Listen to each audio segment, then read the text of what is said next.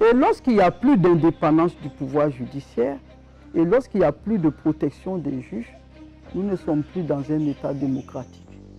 Il n'y a plus de séparation de pouvoir et le citoyen est livré à lui-même. Nous nous retrouvons dans une espèce de jungle et donc nous n'avons plus de protection. Et c'est pour cela que nous voyons les choses se faire comme ça se fait actuellement.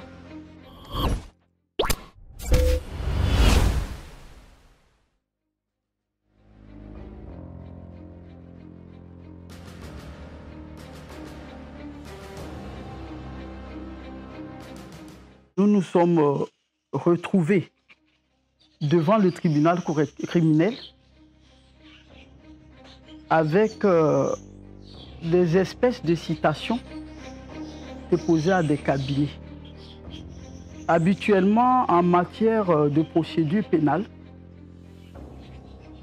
les citations sont délaissées aux personnes même concernées. C'est-à-dire individuellement, les citations doivent être reçues par toutes les personnes mises en accusation. Alors que des personnes ne sont pas sur le territoire de la République de Côte d'Ivoire et qui ne savent même pas où les gens se trouvent, tout le monde a été regroupé au sein d'une citation et les citations ont été déposées à des cabinets.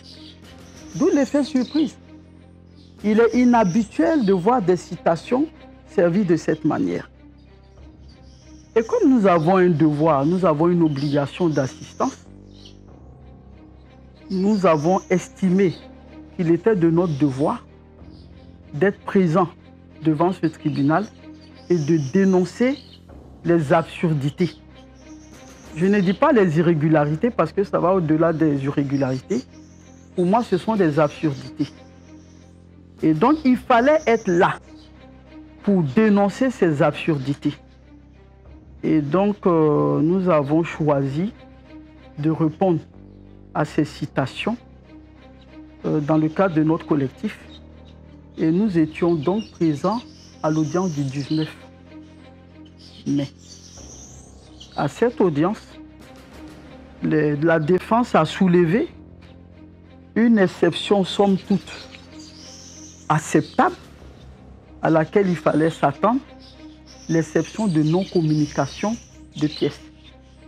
Et après les débats, le 19, le tribunal a estimé nécessaire de renvoyer le dossier au 26 mai, puisqu'il y avait une impérieuse nécessité pour tout le monde de voir clair dans cette procédure.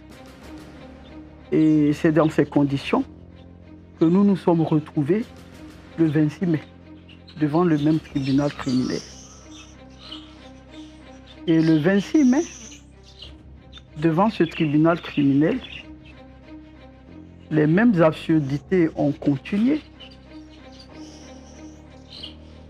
Et j'ai cru devoir, pour la défense des intérêts de mes clients, déposer des conclusions sur exception d'inconstitutionnalité.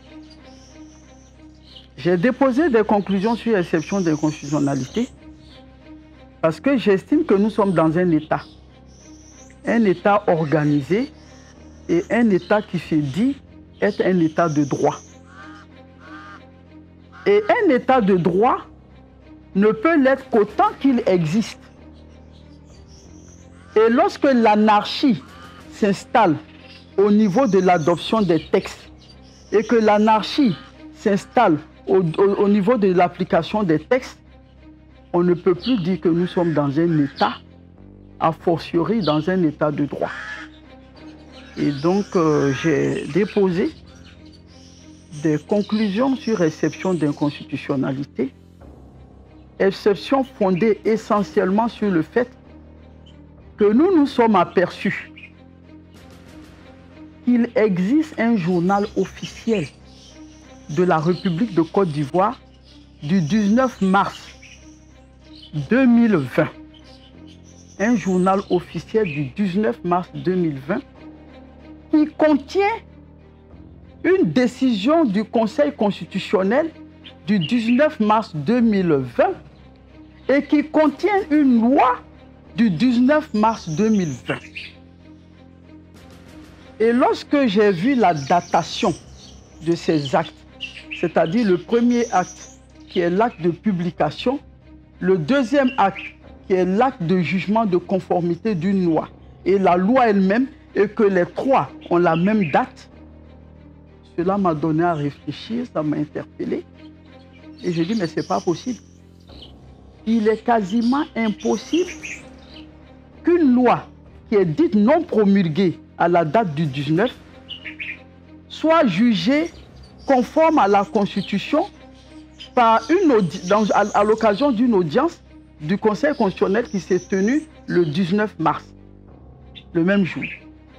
Et curieusement, alors que le journal officiel du 19 mars est mis en circulation le 19 mars et qu'il est censé être publié, il est censé être édité le 18, et qu'une loi du 19 et une décision du 19 se retrouvent dans un journal édité le 18 et publié le 19 se trouve à l'intérieur. Je me dis, mais c'est de la sorcellerie. Il y a un mystère.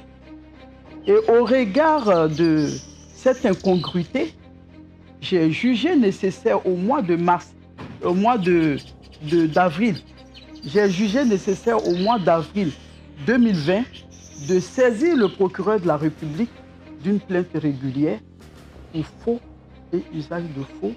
Alors, si nous exerçons des voies de recours à l'endroit de juridictions qui ne sont pas constitutionnellement constituées, notamment la Cour de cassation, qui est organisée par une loi postérieure à cette constitution révisionnelle, qui pose problème.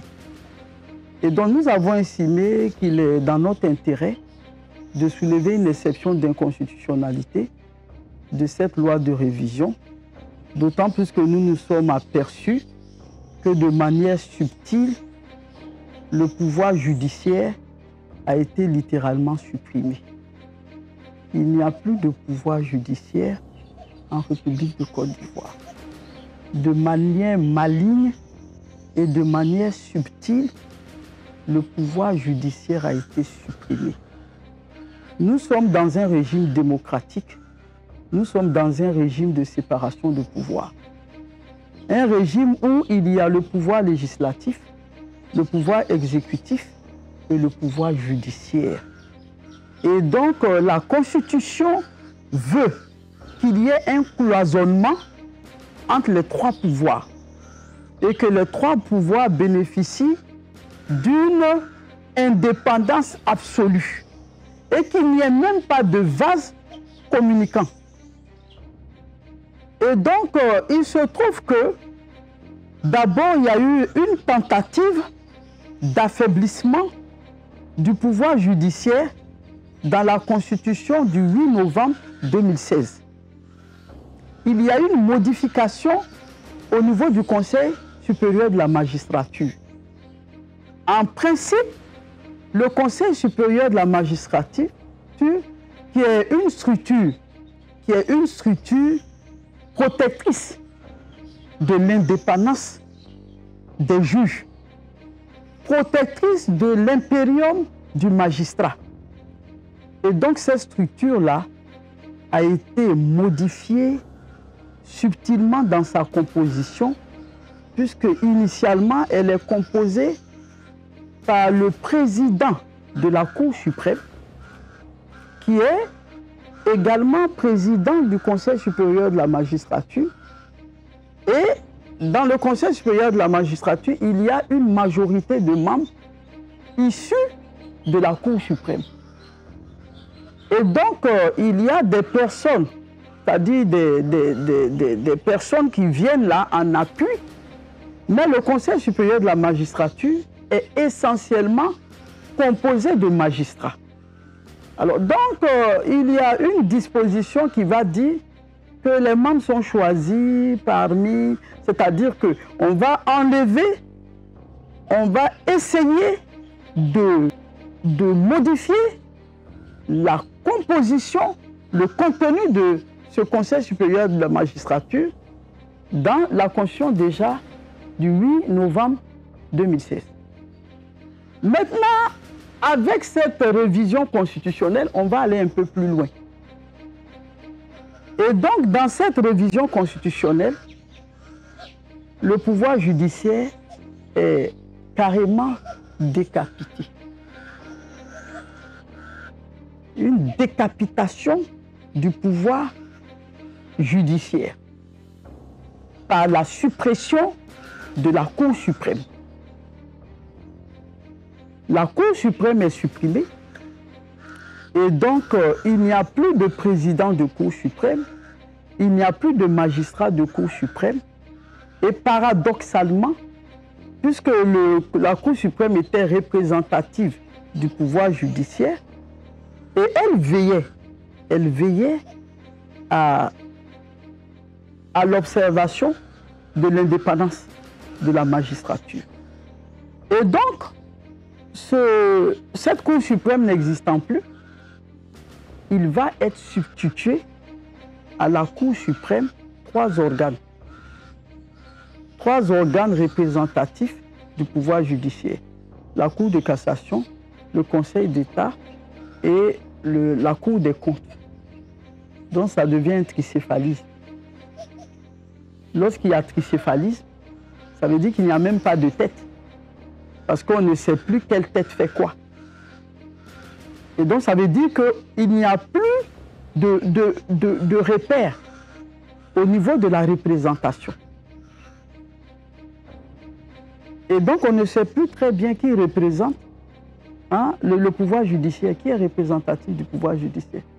On vous dit c'est la Cour des comptes, on vous dit c'est le Conseil d'État, on vous dit que c'est la Cour de cassation, mais en principe c'est la personnalité la plus dominante dans ce cadre-là qui va s'imposer. Et donc de façon subtile, les magistrats n'ont plus leur indépendance, ils n'ont plus de protection. Et lorsqu'il n'y a plus d'indépendance du pouvoir judiciaire, et lorsqu'il n'y a plus de protection des juges, nous ne sommes plus dans un État démocratique. Il n'y a plus de séparation de pouvoir et le citoyen est livré à lui-même. Nous nous retrouvons dans une espèce de jungle et donc nous n'avons plus de protection. Et c'est pour cela que nous voyons les choses se faire comme ça se fait actuellement. Et c'est pour cela que dans notre intérêt, nous avons dit qu'il y a une exception d'inconstitutionnalité à soulever pour que nous allions débattre de tous ces problèmes-là devant le Conseil constitutionnel. Et conformément à l'article 135 de la Constitution de la République de Côte d'Ivoire, lorsqu'une exception d'inconstitutionnalité est soulevée devant une juridiction, la juridiction a l'obligation de surseoir. Elle s'arrête, elle surseoit. Et tout ce que la Constitution lui demande, c'est d'impartir un délai de 15 jours aux demandeurs à l'exception pour soulever le Conseil constitutionnel. Le texte est clair. Le texte n'offre pas d'autre alternative à la juridiction saisie qu'à surseoir et accorder un délai de 15 jours à la partie demanderesse à l'exception pour aller faire valoir son exception devant le Conseil constitutionnel. Qu'est-ce qu'ils ont fait? Lorsque nous avons fini de plaider cette exception, ils se sont retirés. Ils ont mis, on ne sait pas qu'est-ce qu'ils sont allés faire, si c'est pour délibérer ou bien si c'est pour aller demander des instructions. Ils sont revenus, surprise, l'exception est rejetée. Alors que la Constitution ne prévoit pas une décision de rejet en cas d'exception d'inconstitutionnalité soulevée. Ils ont rejeté. J'en ai été personnellement choqué parce que je ne savais pas qu'on pouvait aller à ce point-là pour quelqu'un qui connaît la loi, qui a la charge d'appliquer la loi, qui connaît les dispositions de l'article 135 de la Constitution. Parce que ce ne sont pas des étudiants, ce sont des magistrats. Contourner la Constitution, violer la Constitution, violer les dispositions de la Constitution, j'étais personnellement choqué. Et je me disais personnellement que je n'ai plus rien à faire dans ce prétoire. Parce que si les juges ont pu se permettre d'arriver à ce niveau-là, c'est qu'il n'y a plus rien à espérer de ce procès. J'étais déçu et j'étais découragé. Et lorsqu'on allait un peu plus loin, nous avons vu qu'il y avait des comportements qui n'étaient pas à rassurer. Nous avons décidé de nous retirer. Nous avons consulté nos clients. Nous leur avons dit tel que, à l'allure où les choses vont, je pense que nous n'avons plus notre place dans le prétoire. Nous nous sommes retirés. Et le procès a continué. Il a continué. Et donc, il nous est revenu que la juridiction a admis que les accusés pouvaient se passer d'avocats. Et que même si les accusés n'avaient pas d'avocat, le procès pouvait continuer sans avocat. Alors que c'est un principe sacro-saint. En matière d'assises ou en matière criminelle, aucun accusé ne peut être jugé sans avocat. Et lorsqu'il n'y a pas d'avocat, l'affaire doit être renvoyée pour permettre à l'accusé de se choisir un avocat. Et donc il aurait été dit qu'ils peuvent être jugés sans avocat. Et nous avons un éminent confrère, le bâtonnier Maintenon, qui à ce stade a décidé aussi de se retirer. Et donc nous sommes allés voir nos clients qui étaient très chagrinés et nous avons vu leur chagrin, nous avons vu leur peine, nous avons dit, bon, quelles que soient les conditions dans lesquelles ce procès se déroule, ce n'est pas bien grave. Pour nos clients, pour l'affection qui nous lie à ces clients et pour la compassion que nous avons vis-à-vis de ces clients, de ces accusés malheureux, parce qu'ils tiennent quand même à nous voir à leur côté. Rien que pour ça, nous allons être dans cette comédie. Et donc, je reviens donc dans le procès. Dans le procès, ces personnes qui ont été arrêtées pêle-mêle ont été auditionnées sur une affaire de transport d'armes, de l'annexe. Hein, j'étais à la lagune. Bon, c'est-à-dire qu'il n'y avait rien à retenir, quoi. Et puis, à la limite, même en suivant ces auditions, ça vous donnait de la somnolence. Et donc, je ne vois vraiment pas le lien entre ce ramassage d'armes et un attentat ou un complot contre la sûreté de l'État. Je ne vois pas le rapport. Des gens ramassent des armes, vont jeter des armes à la lagune. J'estime qu'il n'y a même pas à ce stade-là d'éléments constitutifs de l'infraction. Parce que si ça recoupait un élément constitutif de l'infraction, j'aurais compris qu'on fasse allusion à ce ramassage d'armes. Il y a atteinte à la sûreté de l'État.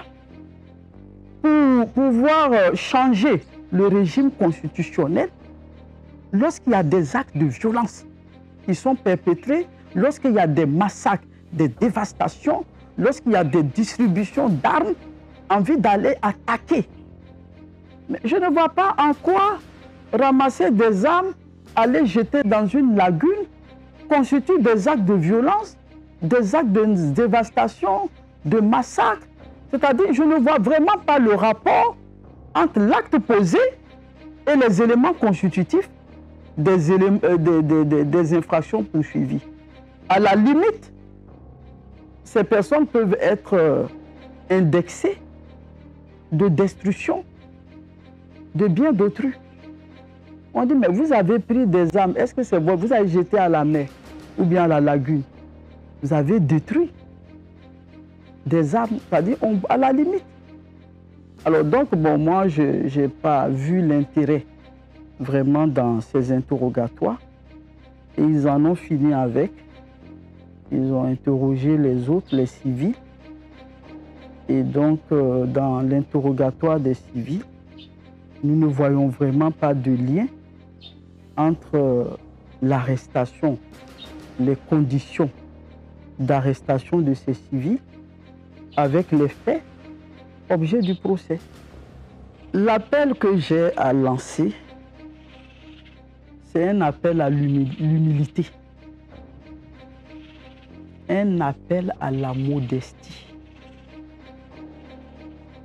un appel à la pondération,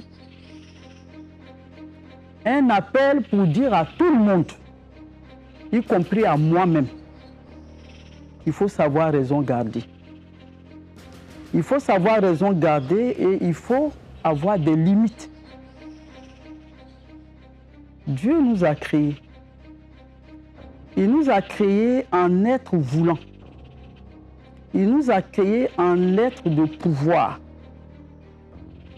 Mais il nous a créés en être limité.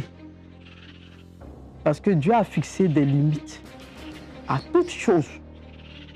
Et il a posé des limites à notre libre arbitre. Les limites à notre libre arbitre, parce qu'il y a des ordres divins, il y a des commandements divins, il y a des interdits divins, il y a des bornes qu'il ne faut pas dépasser. Et c'est l'humilité, la modestie, la pondérance qui nous amène à ne pas dépasser certaines limites.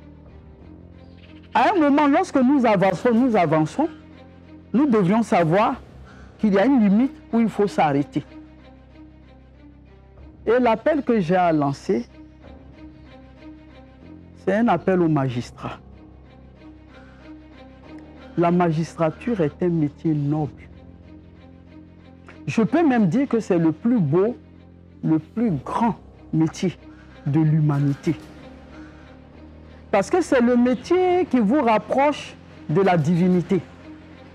C'est le métier qui vous donne une certaine souveraineté,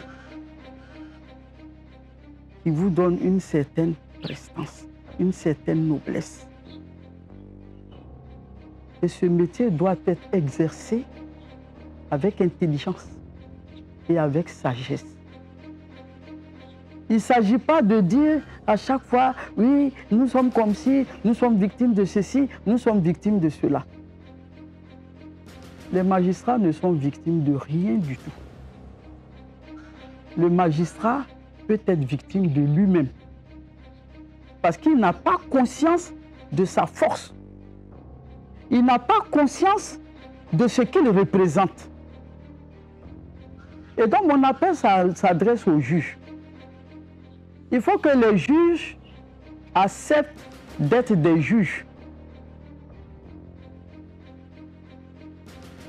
Ils ont fait des études, ils ont été instruits sur les principes de droit, sur les règles de droit.